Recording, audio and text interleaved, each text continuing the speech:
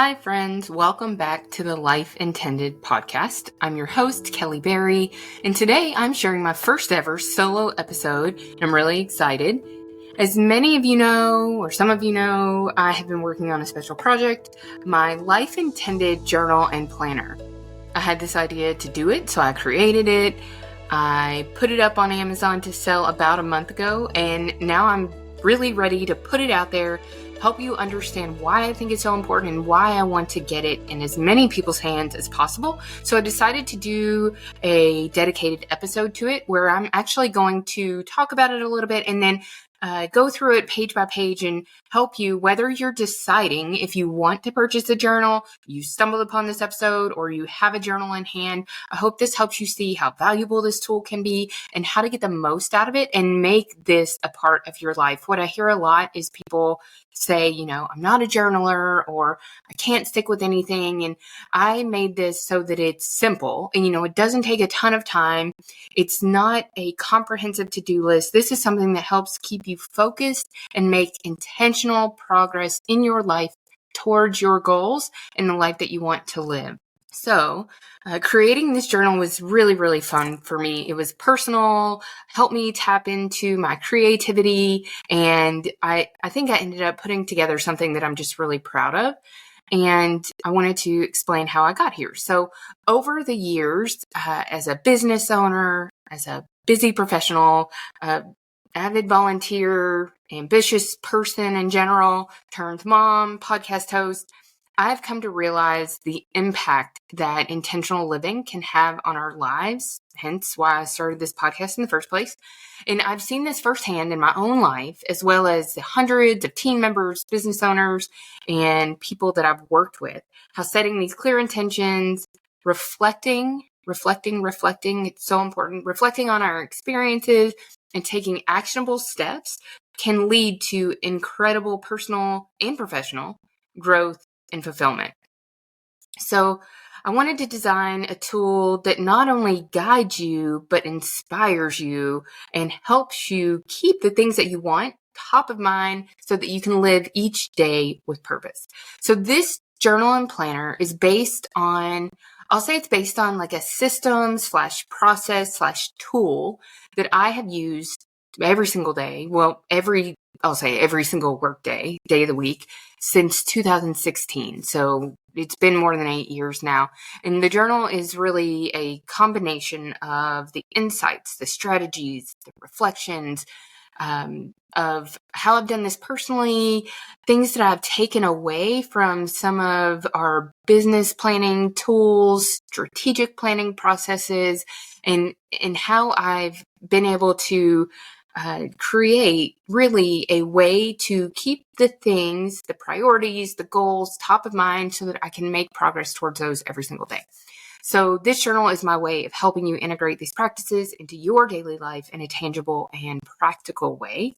And like I just said, my mission really is to get this journal into as many hands as possible because I genuinely believe that a tool like this has the power to transform your life.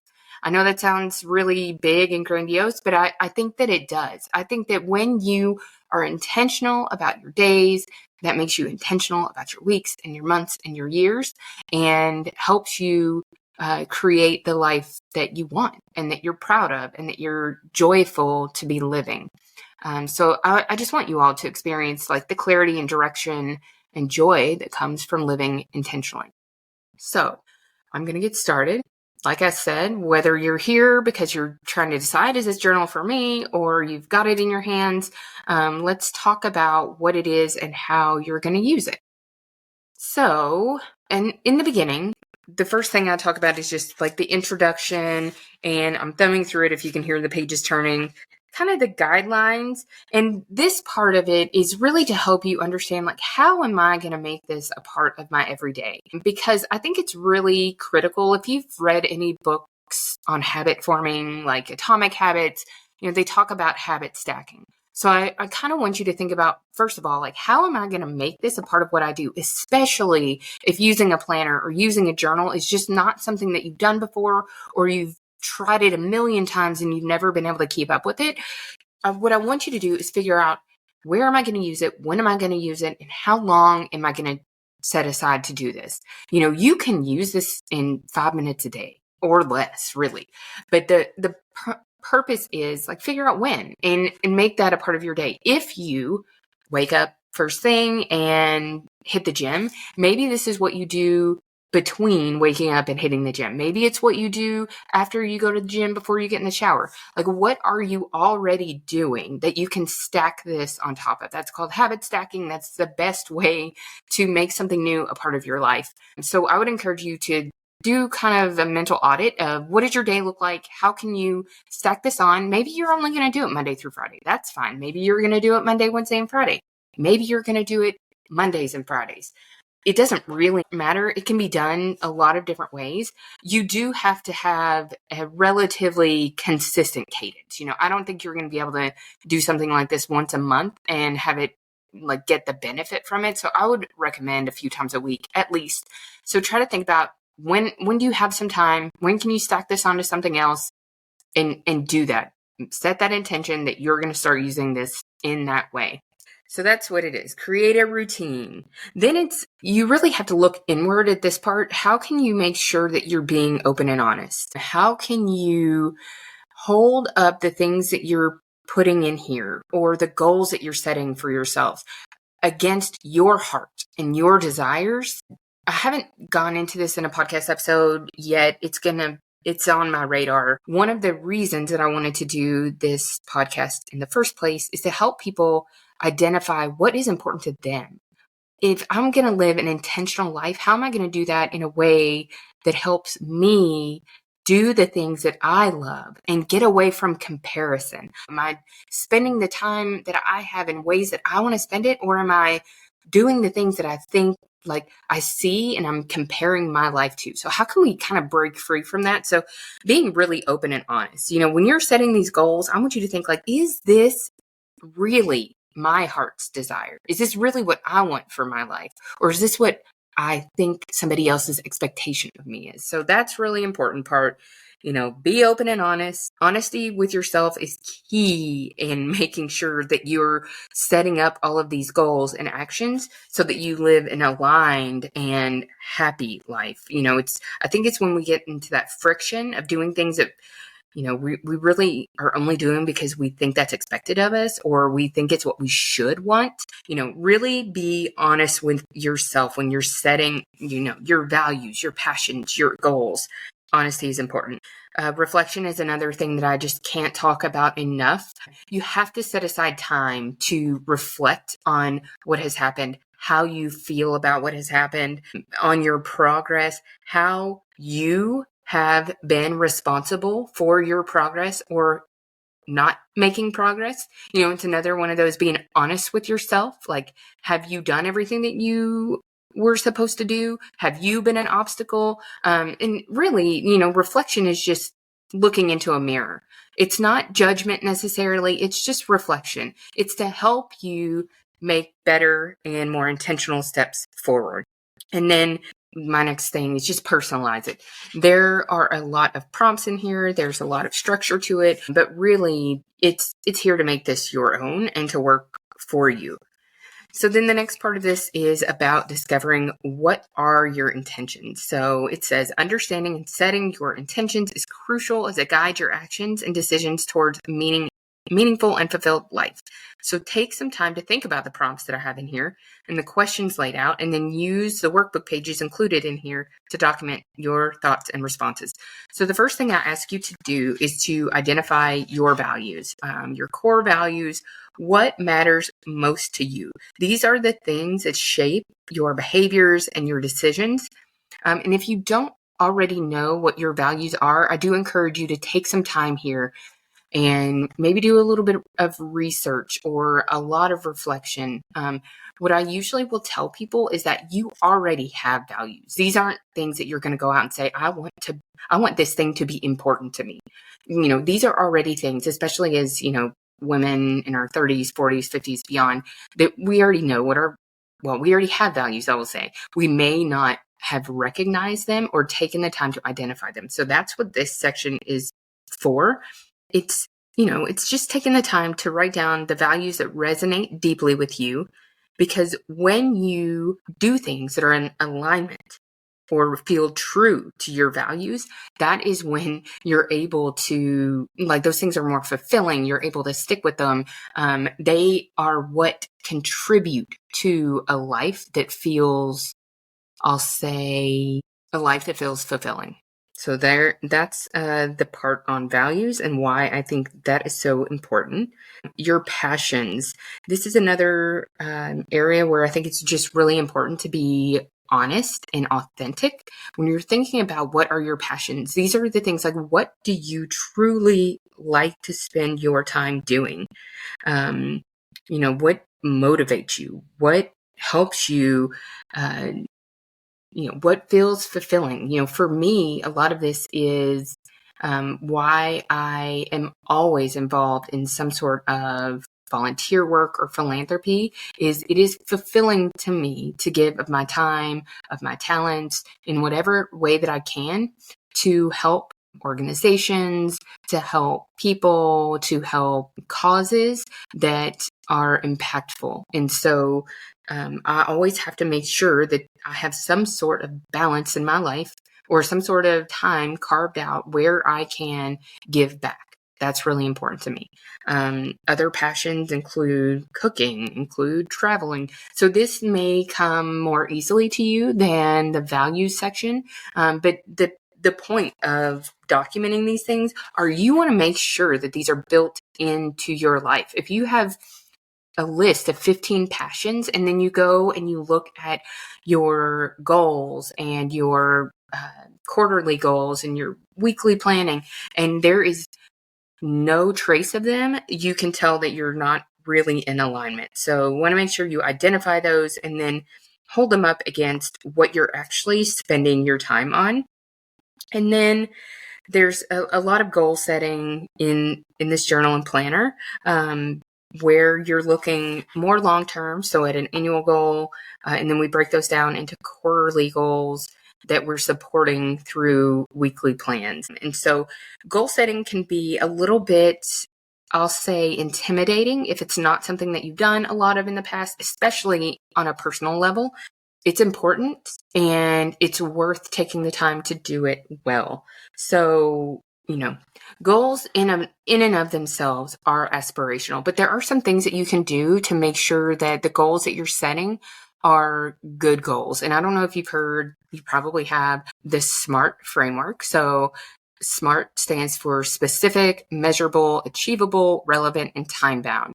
And so when you're setting goals in your journal and planner, I want you to make sure that they are SMART goals. You want to make sure that you know exactly what you're trying to accomplish by when. Make sure that it is measurable, it is achievable, and it is relevant. And that's the relevancy is kind of what we've just gone over, like your values, your passions. Like, make sure that it is important to you and that they have a deadline. And that's where it's like the annual goals and the quarterly goals by nature kind of have a deadline. But you want to make sure that you're using that structure so that you know if you did or did not achieve it.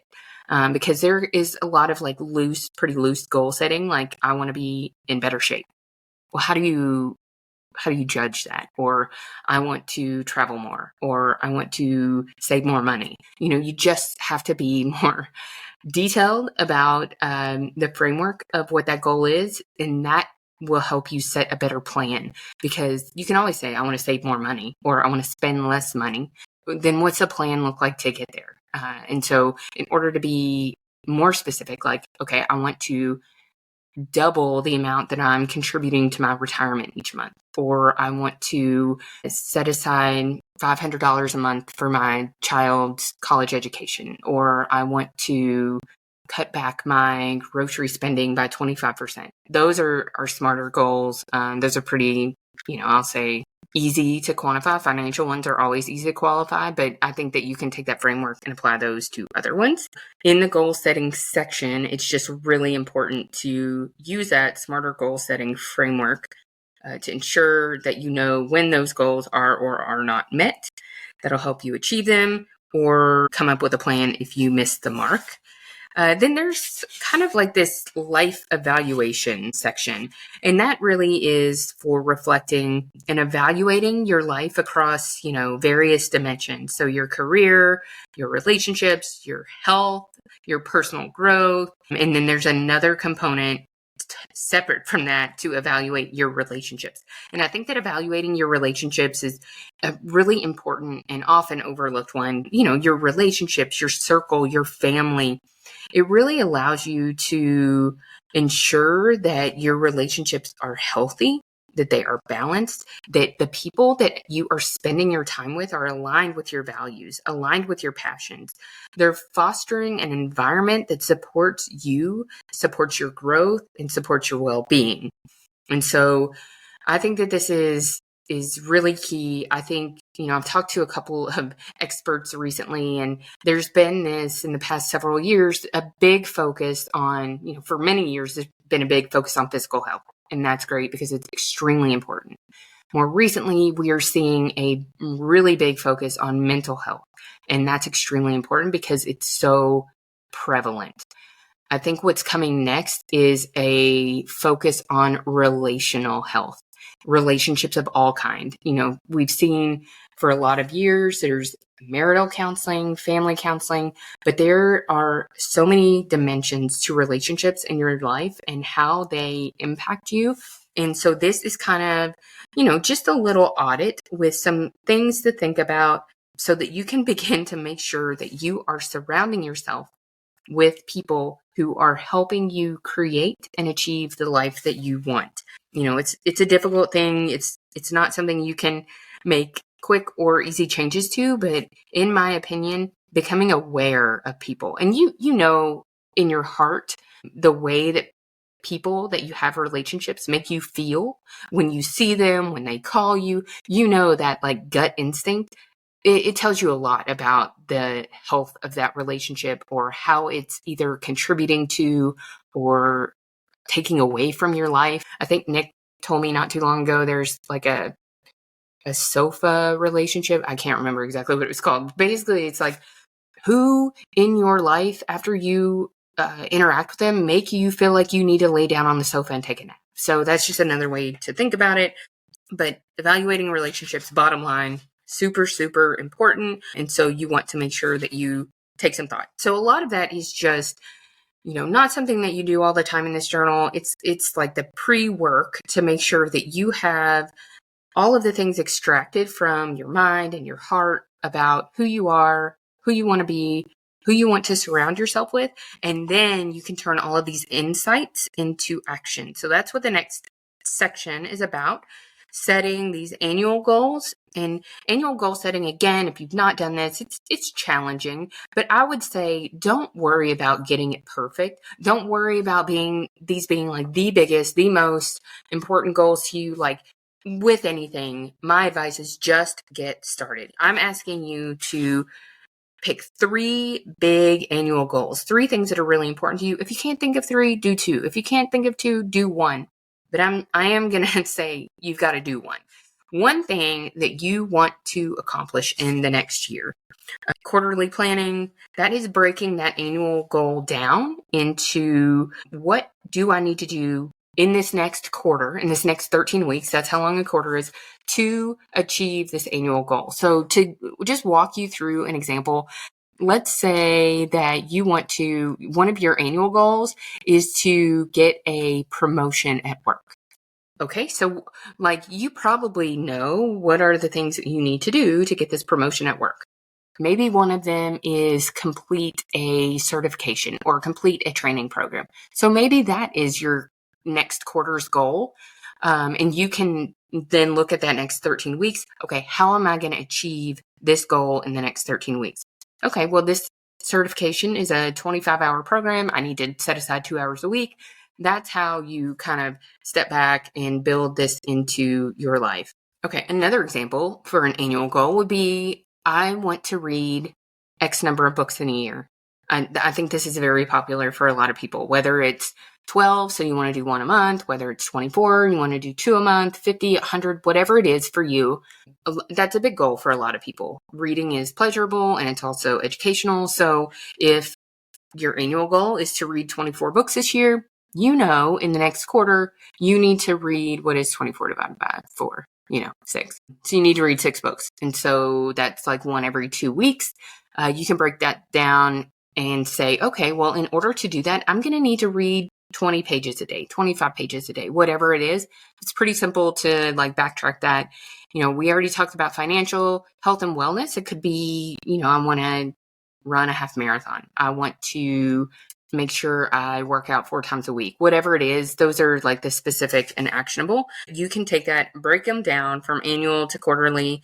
And then the weekly and daily would be drill them down even further. The more specific that you can get about, let's go back to the getting a promotion. If it's taking this certain certification and like these are the courses or these are the books or whatever, like add those into your plan so okay, I read chapters 1 through 4. I completed modules 2 through 6, whatever it is. The more specific that you can be, obviously, the better in a lot of those cases. And then, yes, so that's the goal setting. In the journal and planner, there is a section for each quarter. So this journal will last you for a year. There are 4 of these quarterly planning sections. And in the quarterly planning section, it will have you write down 3 quarterly goals. They may be aligned with your annual goals. They may be not. It depends upon what those are. But then it walks you through like planning and reflecting with some intention questions and some reflection questions. So for example, what intentions will guide my actions and decisions this quarter? What challenges do I anticipate and how will I overcome them? I would recommend maybe you even read that question 1 time a week. You have to know that life is life and challenges are going to come up. Time is going to be scarce. Money may be scarce. Things may get in the way of you achieving your goals. You have to anticipate those things. They're just going to happen. So if you think about in advance, okay, how am I going to handle this when this comes up? You'll be much more equipped to regroup, take a step back, and move forward rather than abandoning whatever it was. How do I want to feel at the end of this quarter? I think it's important to kind of visualize that as well. And then back to the smarter goals. How will I measure my progress and success? I think that's important as well. You want to have a way to say, yes, I'm on track. Yes, I've done this. Yes, I'm moving in that direction. And then finally, how will I celebrate this? I can't recommend this enough. When you set goals, it is important to celebrate that. So maybe as a part of this exercise, you pick, 5 to 10 things. Here are the ways that I'm going to celebrate when I hit my goals. It can be the simplest thing from I'm going to go get some ice cream to my husband and I are going to go on a date night. We're going to take a trip. Depends upon the goal, depends upon how you want to reward yourself. But I would recommend, 5, 10, a list of ways that you are going to celebrate. Do not let your accomplishments go unnoticed. And to that point, maybe you make a list in the kitchen. Maybe you want to share some of this with your spouse. You don't have to, but you can. And I just encourage you, when you reach these goals, no matter how big or small, celebrate before you move on and set new ones. It's just important to reflect on how far you've come and the work that you've put in to get where you are and where you want to go. And then some reflection questions, things like, which goals did I not meet? Which obstacles did I encounter? How well did my daily actions align with my quarterly objectives? There's that intention there. What have I learned about myself? What challenges or adjustments will I make in the next quarter to improve my approach to these goals? So that is annual planning, quarterly planning, and then the weekly planner. So this is where I will say this is like a journal and planner, but it's a planner, a light planner, LITE. This is not something where you are going to have a page dedicated to every day, where you are going to be able to add every single to-do from every single to-do list. This is to keep you focused, to keep you moving along the path that you've set for yourself and helping you grow along the way. So you'll notice a couple of things. The page for your weekly planning, it's 1 page. I'm asking you to do some things because I think that these are important. On the weekly planner, I want you to list out your weekly gratitude. What are you thankful for this week? It could have happened last week. It could be something that's happening this week. 3 things. What are you grateful for? personal and professional wins from last week. I also think that this is really important. You have to acknowledge what has gone well, no matter how small. To acknowledge it is to know that things are going well, things are on the right track. And sometimes we can just get in our heads about a lot of this, in life in general. Like when things go wrong, a lot of times it can overshadow the good. So gratitude and wins are really important here. Then the next thing, what are 3 things that I want to achieve this week? In this section, it should be in alignment with those goals. It should be things that are moving you towards achieving those goals. So all I'm asking for are 3 things that you want to achieve this week. And then this section, I haven't touched on it much in this episode, but it talks about it a little bit in the journal. A section for writing down what are this week's opportunities and this week's intentions. So what are the opportunities you have this week to show up? Whether that show up as a leader, whether that show up as a mom, whether that show up as a friend. What are the things that you want to do to help you be the person that you actually want to be? Maybe it's, I want to send a birthday card to my cousin. Maybe it is, I want to write a sweet note to my child and put it in her lunch. These can be pretty simple things. You could have a big meeting. I want to show up and crush my presentation. But these are the opportunities that you have this week to show up in the way that you want to. And taking a minute at the beginning of the week and to recognize what those opportunities that you have are really important to make sure that you're showing up in the way that you want to, that you've thought through them in advance, that there's a lot of reasons that that's important, but there's a small section to write down what are your opportunities this week? What are your intentions this week? I intend to, and if my goal is to work out 4 times, maybe my intention this week is to work out 5, or my intention this week is to get ahead in my reading, or my intention this week is to rest. This does not have to be all about go, go, go, but this is where you say, this is the way that I want to be this week as it pertains to my overall plan here. And then there's a section for thoughts and reflections. And those are your own, your personal, however you want to use that section. I've given you like my spiel on how important I think reflecting is. So that's a section for you to do as you please. And then there's the daily planner. So each week, the days are broken down. Again, this is a 1 page for your daily planning. 3 lines per day. And this is to keep you focused. As I said, this is not to put down every single to-do list. I am a to-do list person also. I keep it separate from my journal and planner. I don't want that list to be overwhelming or cloud my vision of what is most important. So this is where you write down what are your priorities. And this takes a lot of discipline, but you may find over time that you're actually only using 1 or 2 of these blanks per day.